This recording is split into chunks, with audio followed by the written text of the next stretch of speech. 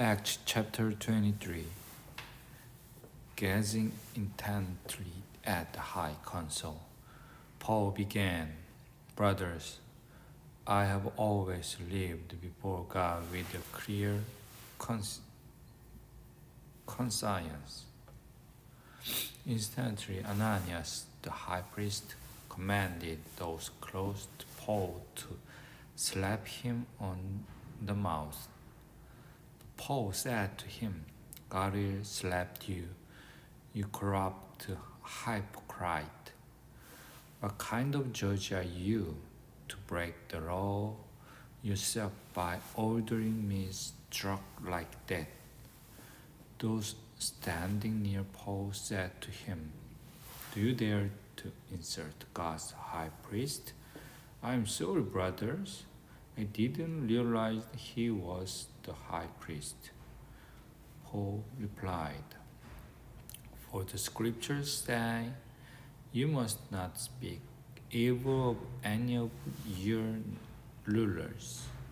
Paul realized that some members of the high council were Sadducees and some were Pharisees. So he shouted, Brothers, I am the Pharisees, as were my ancestors, and I am on trial because my hope is in the resurrection of the dead. This divided the council, the Pharisees against the Sadducees. For the Sadducees say there is no resurrection or angels or spirit, but the Pharisees believes in all of these. So there was a great uproar. Some of the teachers of the religious law who were Pharisees jumped up and began to argue forcefully. We see nothing wrong with him, they shouted. Perhaps a spirit or an angel spoke to him. As the conflict grew more violent, the commander was afraid they would tear Paul apart. So he ordered his soldiers to go and rescue him by force and take him back to the fortress.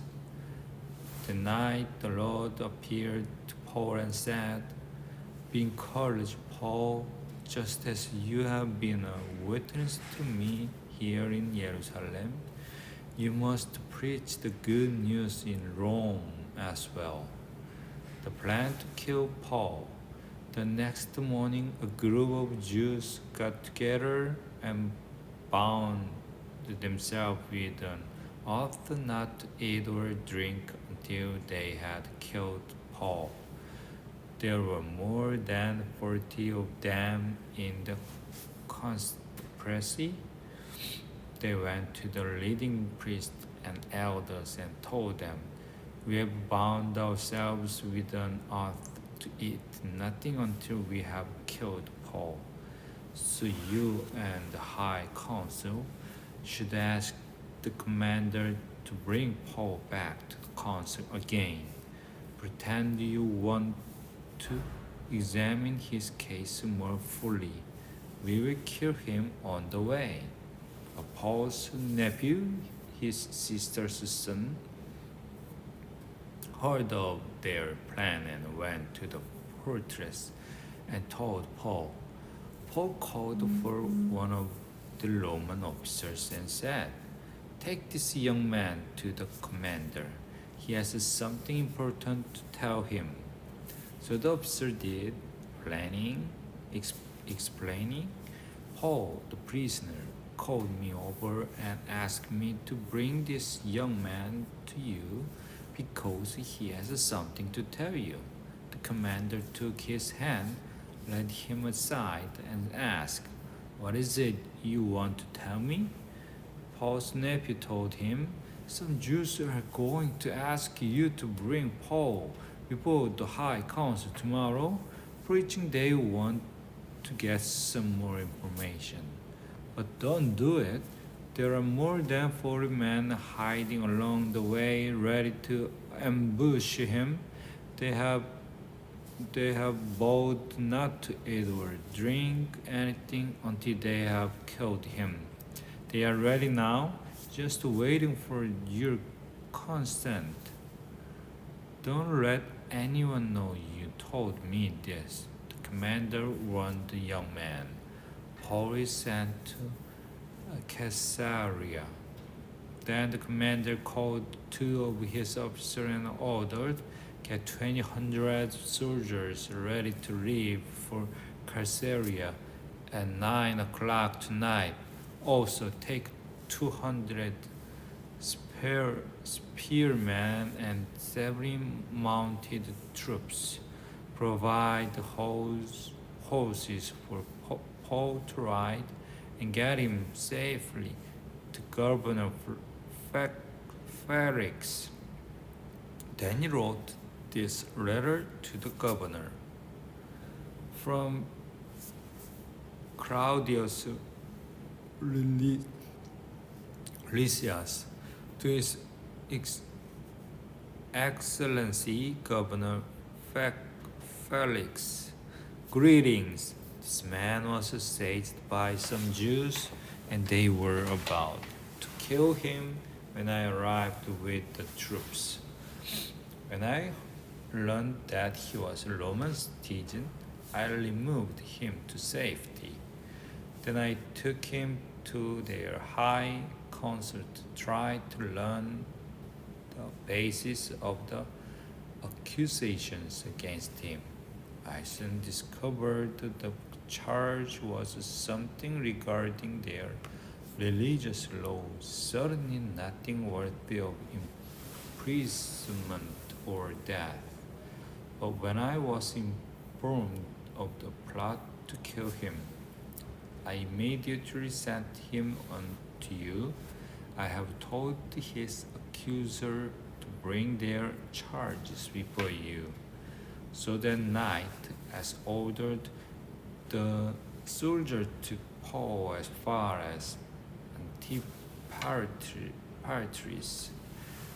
They returned to the fortress the next morning, while the mounted troops took him on the Caesarea. When they arrived in Caesarea, they presented Paul and the letter to Governor Felix. He read it and then asked Paul what province he was from. Cilicia. Paul answered, "Will hear your case myself when your accusers arrive." The governor told him. Then the governor ordered him kept in the prison at Herod's headquarters. Chapter 24. Paul appears before Felix. 5 days later, Ananias the high priest arrived with some of the Jews' elders and the lawyer Tertullus to present their case against Paul to the governor. When Paul was called in, Tertullus presented the charges against Paul in the following address to the governor. You have provided a long period of peace for us Jews, and with foresight have enacted reforms for us. For all of this, Your Excellency, we are very grateful to you, but I don't want to bore you, so please give me your attention for only a moment. We have found this man to be a troublemaker who is constantly stirring up riots among the Jews all over the world. He is the ringleader of the cult known as the Nazarene. Furthermore, he was trying to discredit the temple when we arrested him. You can find out the truth of our accusations by examining him yourself. Then the other Jews chimed in, declaring that everything Tertullus said was true. The governor then motioned for Paul to speak. Paul said, "I know, sir. Then you have been a judge of Jewish affairs for many years, so I gradually present my defense before you. You can quickly discover that I arrived in Jerusalem no more than 12 days ago to worship at the temple. My accuser never found me arguing with anyone in the temple, nor stirring up a riot in any synagogue or on the streets of the city. This man cannot prove the things they accuse me of doing. But I admit that I followed the way which they call a cult. I worship the God of our ancestor. I firmly believe the Jewish law and everything written in the prophets.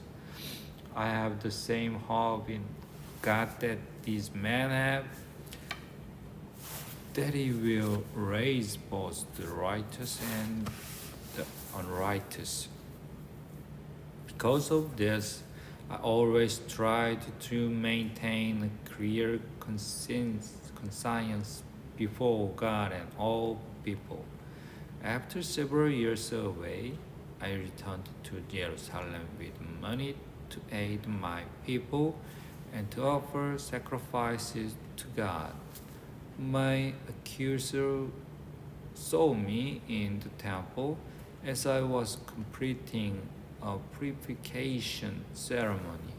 There was no crowd around me and no rioting, but some Jews from the province of Asia were there, and they ought to be here to bring charges if they have anything against me. Ask this man here what crime the Jewish High Council found me guilty of. Except for the one time I shouted out, "I'm on trial before you today because I believe in the resurrection of the dead." At that point, Felix, who was quite familiar with the way, adjourned the hearing and said, "Wait until Lycia, the garrison commander, arrives. Then I will decide the case." He ordered an officer to keep Paul in custody, but to give him some freedom and allow his friends to visit him and take care of his needs. A few days later, Felix came back with his wife, Drusilla, who was Jewish. Sending for Paul, they listened as he told them about faith in Christ Jesus. As he reasoned with them about righteousness and self-control and the coming day of judgment, Felix became frightened. "Go away for now," he replied. "When it is more convenient, I'll call for you again." He also hoped that Paul would bribe him, so he sent for him quite often and talked with him. After 2 years went by in this way, Felix was succeeded by Porcius Festus, and because Felix wanted to gain favor with the Jewish people, he left Paul in prison. Chapter 25. Paul appears before Festus. 3 days after Festus arrived in Caesarea to take over his new responsibilities, he left for Jerusalem, where the leading priests and other Jewish leaders met with him and made their accusations against Paul. They asked Festus as a favor to transfer Paul to Jerusalem, planning to ambush and kill him on the way. But Festus replied that Paul was at Caesarea and he himself would be returning there soon. So he said, "Those of you in authority can return with me. If Paul has done anything wrong, you can make your accusations." About 8 or 10 days later, Festus returned to Caesarea, and on the following day, he took his seat in court and ordered that Paul be brought in. When Paul arrived, the Jewish leaders from Jerusalem gathered around and made many serious accusations they couldn't prove. Paul denied the charges. I'm not guilty of any crime against the Jews or the temple or Roman government, he said. Then Festus, wanting to please the Jews, asked him, "Are you willing to go to Jerusalem and stand trial before me there?" But Paul replied, "No, this is the official Roman court. I ought to be tried right here. I know very well I am not guilty of harming the Jews. If I have done something worthy of death, I don't refuse to die. But if I am innocent, no one has a right to turn me over to these men to kill me. Appear to Caesar." Festus conferred with his advisors and then replied, "Very well, you have appeared to Caesar, and to Caesar you will go." A few days later, King Agrippa arrived with his sister Berenice to pay their respect to Festus. During their stay of several days, Festus discussed Paul's case with the king. "There is a prisoner here," he told him, "whose case was left for me by Felix. When I was in Jerusalem, the leading priests and Jewish elders pressed the charges against him and asked him to condemn him. I pointed out to them that Roman law does not convict people without a trial. They must be given an opportunity to comfort their accusers and defend themselves. When his accuser came here for the trial, I didn't delay. I called the case the very next day and ordered Paul brought in. But the accusations made against him aren't any of the crimes I expected. Instead, it was something about their religion and a dead man named Jesus, who Paul insists is alive. I was at a loss to know how to investigate these things. So I asked him whether he would be willing to stand trial on these charges in Jerusalem. But Paul appeared to have his case decided by the emperor. So I ordered that he be held in custody until I could arrange to send him to Caesar. I'd like to hear the man myself, Agrippa said. The Festus replied, You will tomorrow. Paul speak to Agrippa. So the next day Agrippa and Bernice arrived at the auditorium with great pomp, accompanied by military officers and prominent men of the city. Festus ordered that Paul be brought in. Then Festus said, King Agrippa and all who are here, this is the man whose death is demanded by all the Jews, both here and in Jerusalem. But in my opinion, he has done nothing deserving death. However, since he appeared his case to the emperor, I have decided to send him to Rome. But what shall I write the emperor? For there is no clear charge against him.